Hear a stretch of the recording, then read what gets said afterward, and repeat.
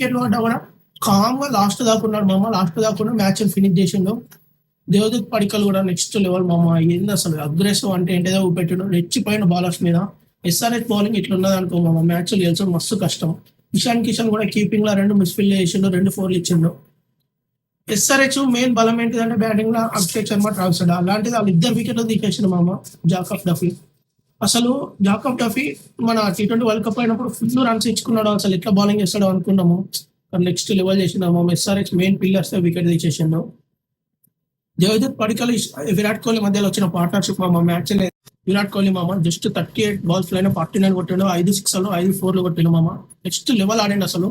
Virat Kohli batting చూస్తే starting strike rate కొంచెం తక్కువ ఉంది, ఎండింగ్ వచ్చేసరికి 181 ఉంది మామ స్ట్రైక్ రేట్. అందుకే అంటారు కావచ్చు chase master and the king అని.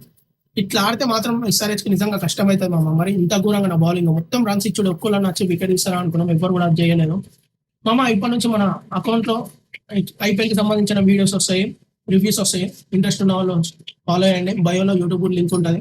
ఈ రోజు మ్యాచ్ ఎవరు గెలుస్తారు మామ? కేకేఆర్ వర్సెస్ ఎంఐ ఉంది. ఎవరు గెలుస్తారో కింద కామెంట్ చేయండి.